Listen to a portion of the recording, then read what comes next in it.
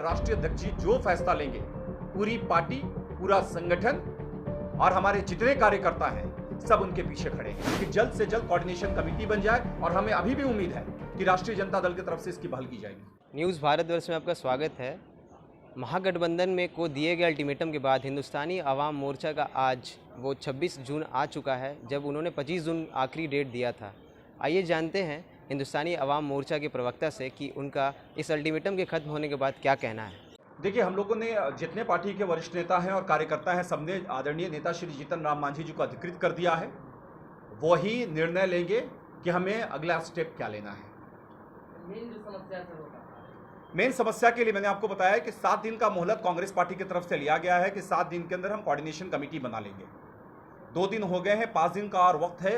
राष्ट्रीय अध्यक्ष जी ने भी इसी बात को कहा है कि अभी 7 दिन का, चूंकि उन्होंने वर्चुअल मीटिंग में अहमद पटेल जैसे सीनियर लीडर ने इस चीज़ को की हामी भरी है। राष्ट्रीय जनता दल की तरफ से मनोज झा जी भी वहाँ मौजूद थे, तो अभी भी हमें उम्मीद है। हालांकि कार्यकर्ताओं ने पूरी तरीके से हमारे राष्ट्रीय अध्यक्ष जीतन राम मांझी जी को अधिकृत कर दिया है। वो जो निर्णय लेंगे वो सर्वमान्य होगा। वर्चुअल रैली में नेता प्रतिपक्ष का शामिल न होना क्या दर्शाता है? देखिए, ये मैंने आपको कहा कि ये राष्ट्रीय जनता दल का आंतरिक मामला है कि वो किसे भेजते हैं, किसे नहीं भेजते हैं। हमारा स्पष्ट कहना है कि किसी कीमत पे कोऑर्डिनेशन कमेटी बन जाना चाहिए।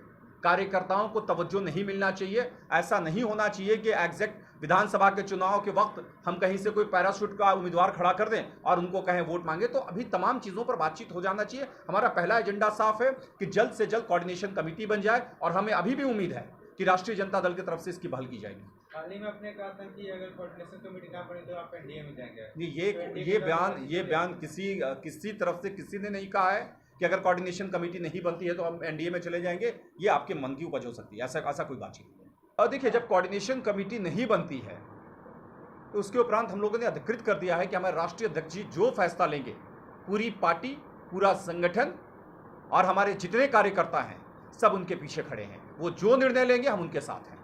पिछले कई दिनों से Hindustani Awam Morcha, Indian nation Congress, RLSP, VIP और मुझे लगता है कि राष्ट्रीय जनता दल के भी अधिकांश कार्यकर्ता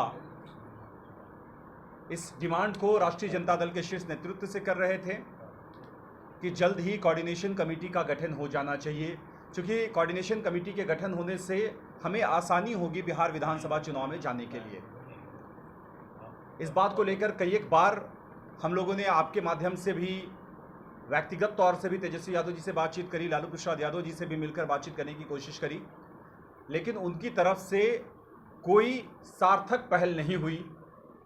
तब जाकर के हमारे राष्ट्रीय नेता श्री जीतन राम मांझी जी ने 25 तारीख तक का वक्त मुकर्रर किया कि 25 तारीख तक कोऑर्डिनेशन कमेटी को लेकर के महागठबंधन की बैठक हो जानी चाहिए, जिसमें हम आसानी से बिहार विधानसभा चुनाव के अंदर में जाएं।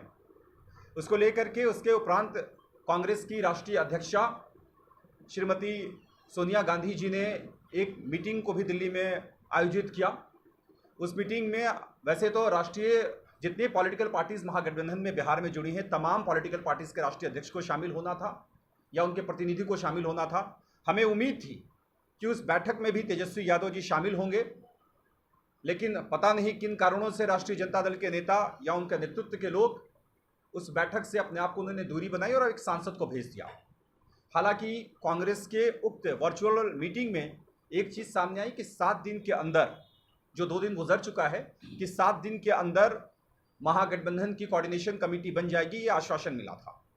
तो आज की बैठक में तमाम जो वस्तु स्थिति है उसको कार्यकर्ताओं के बीच में रखा गया। कार्यकर्ताओं की तरफ से ये बातें सामने आई कि और अभी 5 दिन बचा हुआ है, हमें इंतज़ार करना चाहिए। तो इन तमाम बातों को ध्यान में रखते हुए, तमाम कार्यकर्ताओं के भावनाओं का कदर करते हुए, ये कार्यकर्ताओं की तरफ से ही कहा गया कि राष्ट्रीय अध्यक्ष श्री जीतन राम मांझी जी ही अधिकृत होंगे कि महागठबंधन में रहना है या हमें महागठबंधन से बाहर जाना है। इस आज की बैठक में यह स्पष्ट तरीके से निर्णय लिया गया है कि जीतन राम मांझी जी ही अधिकृत होंगे। वो तय करेंगे कि हम महागठबंधन में रहेंगे या महागठबंधन से बाहर जाएंगे या किसी अलायंस में रहेंगे। रही बात पिछले कुछ दिनों पहले एक टीवी चैनल के बातचीत के दौरान तेजस्वी यादव जी ने कहा था कि उपेंद्र कुशवाहा जी को, जीतन राम मांझी जी को अगर कोई बातचीत करनी है तो वो हमारे प्रदेश अध्यक्ष जगदानंद सिंह जी से बातचीत करें। तो अगर बात जगदानंद सिंह जी को करना है तो तो हमारी पार्टी की तरफ से हमने फतवा के हमारे अध्यक्ष हैं राजन राज जी, उनको अधिकृत कर दिया है कि वो अगर बातचीत करना चाहते हैं तो वो उनसे बातचीत करें, और बातचीत करके अगर उनको लगता है कि प्रदेश अध्यक्ष ही राष्ट्रीय स्तर पे इन बड़े मुद्दों का निर्णय ले सकते हैं तो हमारे प्रखंड अध्यक्ष अधिकृत है, वो उनसे बातचीत करके ले। लेकिन हमें लगता है कि कोऑर्डिनेशन के लिए तमाम दलों के जो वरिष्ठ नेता हैं उनको बैठ के बातचीत करना चाहिए। तो जैसा कि आपने दानिश रिजवान जी के व्यक्तित्व को खुद सुना, उनका कहना है कि हिंदुस्तानी आवाम मोर्चा पार्टी कार्यकर्ताओं पर निर्भर है। वो अपनी कार्यकर्ताओं की हर एक बात को मानते हैं और वो कार्यकर्ताओं के कहने पर ही उन्होंने और समय लिया है। उन्होंने और समय दिया है महागठबंधन को, 5 दिन और समय है बाकी है।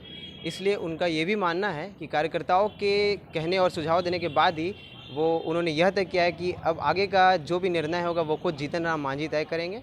और ये भी बताया गया है कि राष्ट्रीय जनता दल की तरफ से उन्होंने तेजस्वी जी से बात करने की मांग उठाई थी, मगर तेजस्वी जी के ना होने के कारण उन लोगों ने जगदानंद सिंह को एक मौका दिया था बात करने के लिए। मगर हिंदुस्तानी आवाम मोर्चा की तरफ से भी हिंदुस्तानी आवाम मोर्चा के ही फतवा के प्रखंड अध्यक्ष को चुना गया था उनसे बात करने के लिए, मगर ये बात अभी हुई नहीं है। सब कुछ कार्यकर्ताओं पर निर्भर था। इनका मानना है कि हिंदुस्तानी आवाम मोर्चा सब्र करने वाली पार्टी है।